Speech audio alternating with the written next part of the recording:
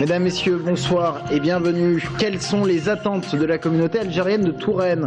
Le président de la République a reconnu aujourd'hui à Alger les souffrances infligées au pays par la colonisation, sans pour autant faire acte de repentance. Par la voix de son représentant, les Algériens de Touraine estiment qu'il faut tourner la page et penser à l'avenir. Le Conseil régional du Centre vote son budget pour l'année 2013, 1 milliard d'euros pour un budget, dit-on, de combat. Adoption également de la nouvelle carte de formation et du plan d'urgence de santé. Et Noël approche toujours un peu plus. Il est temps de penser à votre repas. Dans ce journal, menu d'un repas alternatif 100% tourangeau. Au-delà des foie gras, saumon, chapon et compagnie, il existe des mets tout aussi gourmands. La visite présidentielle était attendue en Algérie. Aujourd'hui, François Hollande a prononcé un discours depuis Alger. On le savait, pas d'acte de repentance, mais une reconnaissance des souffrances de l'Algérie infligées par le système colonial. À l'occasion de ce déplacement, nous sommes rendus dans la communauté algérienne de Touraine. Quelles sont ses attentes? Éléments de réponse avec Anaïs Michaud. Ils suivent le déplacement depuis la France, mais le suivent de près. La communauté algérienne porte l'espoir que cette visite permettra d'évoquer et de résoudre les difficultés qu'elle rencontre au quotidien. Pour elle, la première mesure à prendre... Il faut peut-être assouplir un peu le visa pour quelques-uns aussi, parce qu'il y en a pas mal des gens qui sont... qu'ils ont envie de venir pour voir la famille, tout ça. Bon, c'est vrai, on donne des visas au compte-gouttes, alors c'est pas facile. Hein.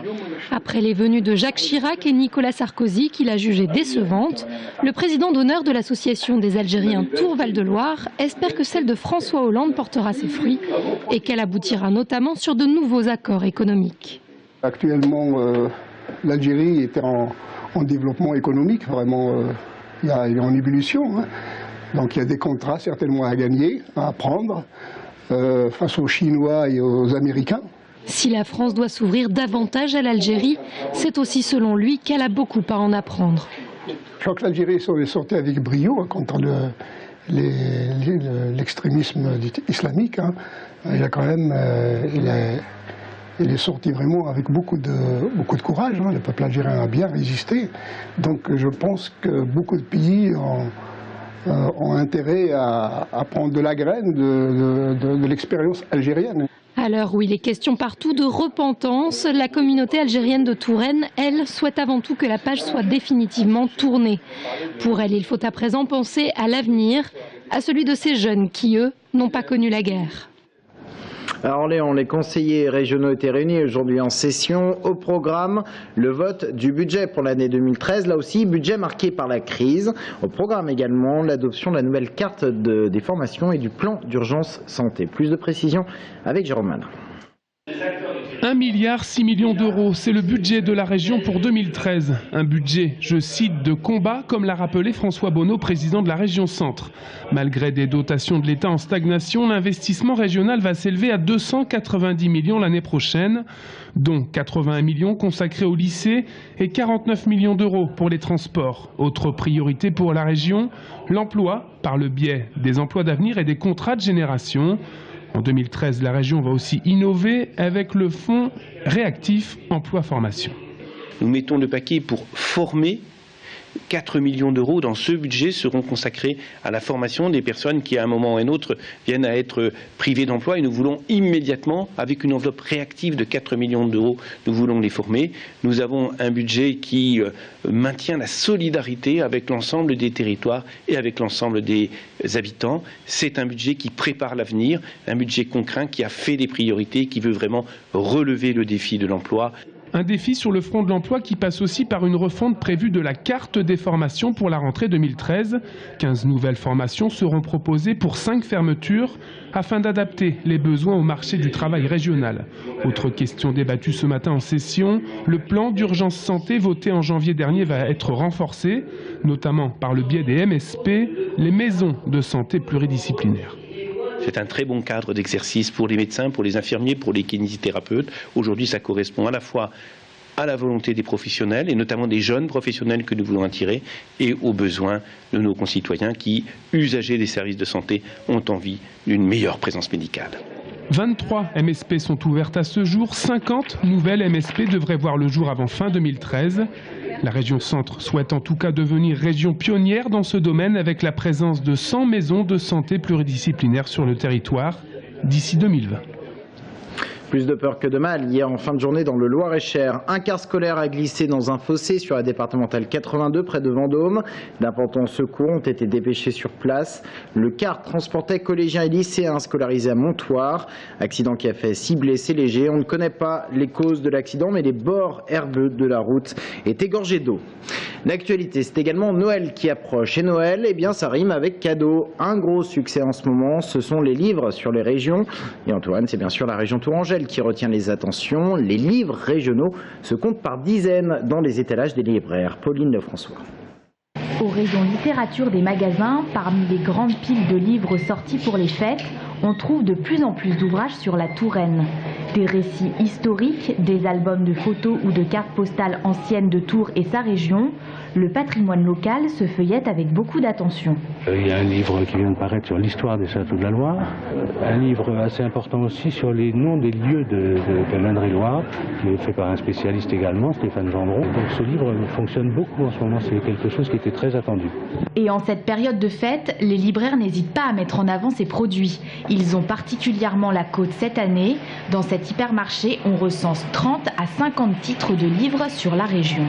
Effectivement, à Noël, il y a une vraie demande pour ce type de produit. C'est un cadeau facile, un cadeau qui plaît beaucoup, notamment pour les personnes un peu plus âgées, notamment des livres sur la nostalgie, Tours il y a 100 ans, des livres sur la cuisine en Touraine, sur les secrets de grand-mère en Touraine, sur les cathédrales en Touraine, enfin tout ce qui touche au patrimoine culturel. Et si ces livres plaisent, c'est parce qu'ils rappellent à certains nostalgiques quelques souvenirs. Je choisis un livre sur la Touraine pour mon ami qui habite en Touraine, qu'il est très bien fait. Il a des textes et des images de la Touraine dans le temps. Et je pense que ce sera un cadeau qui plaira énormément. Côté prix, il y en a pour toutes les bourses, de 10 à une cinquantaine d'euros. Mais quand on aime, on ne compte pas. Noël et son repas de fête également. Traditionnellement, pense foie gras, huîtres, saumon, oie ou chapon. Il y a cependant d'autres plats qui peuvent être tout aussi gourmands. Exemple avec Anaïs Michaud, elle vous a concocté, pratiquement en tout cas, un repas 100% alternatif et surtout 100% tourangeau. Chez les commerçants des Halles, les carnets de commandes se remplissent. Mais pour changer du menu traditionnel, en flânant dans les allées, on peut constituer un repas de fête couleur locale. Oubliez le réflexe huîtres et saumon fumé, chez le poissonnier, on peut tout aussi bien acheter de quoi préparer le plat principal et pourquoi pas un poisson de Loire. Le cendre est un produit très demandé, donc on aime bien le lever en filet, couper des pavés, poêler ou au four, ce qu'on appelle snacker rapidement à l'unilatéral côté peau, et c'est très bien comme ça. Le cendre ravira vos papilles accompagné du fameux beurre blanc. Si en revanche vous êtes plutôt viande que poisson, pas de problème, on a trouvé de quoi vous permettre de faire l'impasse sur le chapon. La fameuse géline de Touraine, c'est une alternative par rapport à la chair, qui est une chair un peu plus fine, c'est une volaille on va dire haut de gamme. Et comme accompagnement, suce au cèpe et au marron, puisque le Lochois nous livre ses trésors. On a la bitelotte aussi pour les fêtes, c'est une pomme de terre violette qui reste donc violette à la cuisson. Et donc, et en purée, ça vous fait une purée excellente. Et avec tout ce qui est volaille et gibier, ça se marie très bien. Et une petite poêlée de pieds de mouton de la région. Après une salade de mâche made in Touraine et une petite tranche de Sainte-Maure, vous pourrez déguster une bûche, mais attention, pas n'importe laquelle. Il y a la fameuse bûche Tourangelle par le syndicat des pâtissiers. Donc là, on est une vingtaine à la faire. Donc il y a à base de poire, caramel salé et vanille. Donc voilà, avec des poires de la région, bien entendu.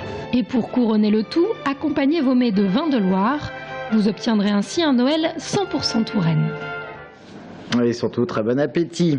Le sport et le Tour FC qui joue son dernier match avant la trêve hivernale au stade de la Vallée du Cher, c'est demain soir. Les Tourangeaux accueillent Angers pour le compte de la 19e journée de Ligue 2. Après le nul obtenu dans des conditions plutôt douteuses face à Arles-Avignon, le Tour FC pointe à la 11e place du classement avec 22 points. Angers, elle, pointe à la 5e place.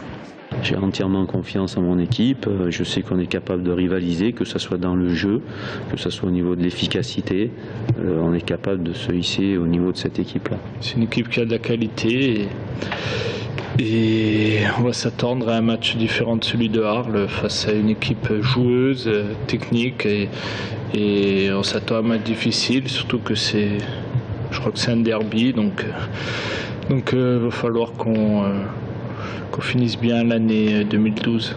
Propos recueillis par Jérôme Alain et Nathan Rousse. Et ce soir, troisième volet de nos bilans de club à mi-saison. Direction le Loir-et-Cher pour parler de l'ADA, le club de basket de Blois, 5e du classement de National 1, toujours en lice en Coupe de France. Romain Delville vous en dit un peu plus. C'est un début de saison tonitruant qu'a réalisé l'ADA Blois Basket 41. Les basketteurs blésois sont reçus d'entrée de jeu 6 sur 6. Chaland, Angers, Sorgues, Chartres, Rennes et le centre fédéral plient devant l'ADA, qui prend logiquement la tête de la Nationale 1. Mais novembre arrive et c'est au tour des hommes d'Hugo Cancé de tomber. 3 défaites à la suite, dont celle-ci au buzzer, voire après face à Vichy. Il reste 1 seconde 6, l'ADA mène 73-72. 3 secondes plus tard, c'est Vichy qui décroche la timbale avec un tir à 3 points venu d'ailleurs. Derrière Orchier et Cognac, le club de Blois est dans un groupe de 4 équipes à 24 points avec Vichy, Souffle-Weiersheim et Quimper. Quimper, c'est justement le prochain déplacement des basketteurs blésois et c'est samedi l'occasion de faire la différence. Bilan mitigé donc, sauf que l'ADA est toujours en lice en Coupe de France. Après avoir battu Nantes qui évolue en Pro B en 32e de finale, les hommes d'Hugo Cancé ont coché la case du mardi 15 janvier 2013. Ils recevront alors Boulazac, promu en Pro A cette saison. De Goliath en National 1, l'ADA revêtera la tenue de David en quête d'exploit. Du spectacle maintenant avec une idée originale développée par le directeur artistique du Centre chorégraphique national de Tours. Il s'agit de la danse interactive. Le public participe pleinement au spectacle. Je vous en dis pas plus, regardez plutôt. D'un côté du menu, il y a ma tête avec mon prénom. C'est quand j'étais plus mince. J'ai pris quelques kilos, je n'ai pas de réflexion. De l'autre côté, quelques musiques. Le but de la soirée est très simple. Vous choisissez une musique et il n'y a que moi pour danser. J'improvise sur la musique que j'ai choisie. Qui a fait un choix? Gainsbourg pour commencer la représentation. Thomas Lebrun, le directeur artistique du CCNT, s'exécute en total impro. Soit danser sur la musique, soit être sur les paroles, danser à partir des paroles, danser qu'à partir de la mélodie, être en contrepoint radical avec la proposition musicale. Il y a énormément de façons de faire, de possibilités.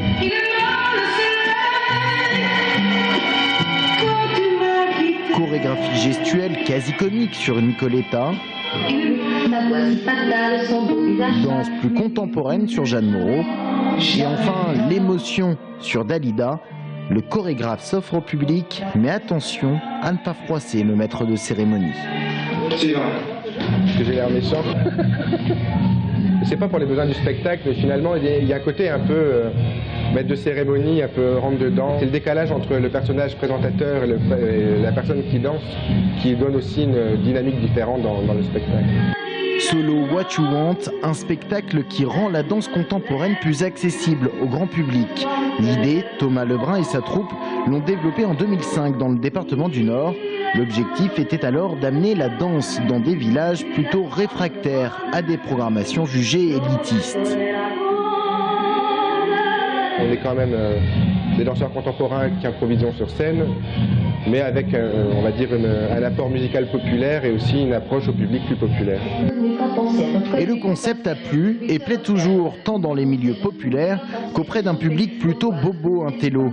Déjà une centaine de dates passées pour la version solo, idem pour la version en groupe. Un concept basé sur la participation des spectateurs, appelés eux aussi à se mouiller et à s'exercer à quelques pas de danse.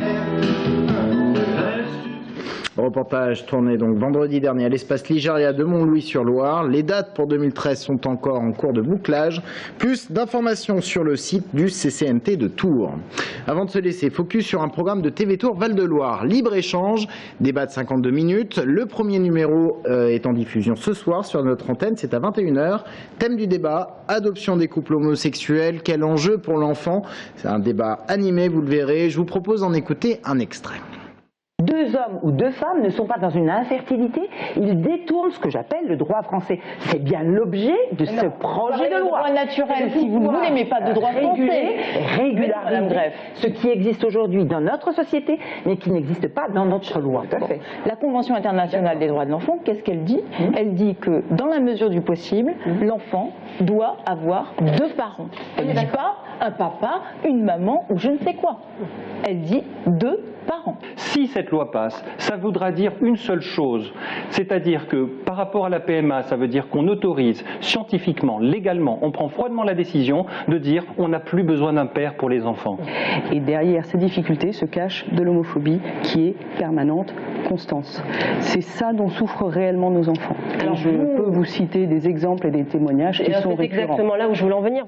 Et c'est donc à voir ce soir en première diffusion à 21h et c'est sur TV Tour Val de Loire. Dans un instant, l'invité de la rédaction reste avec nous.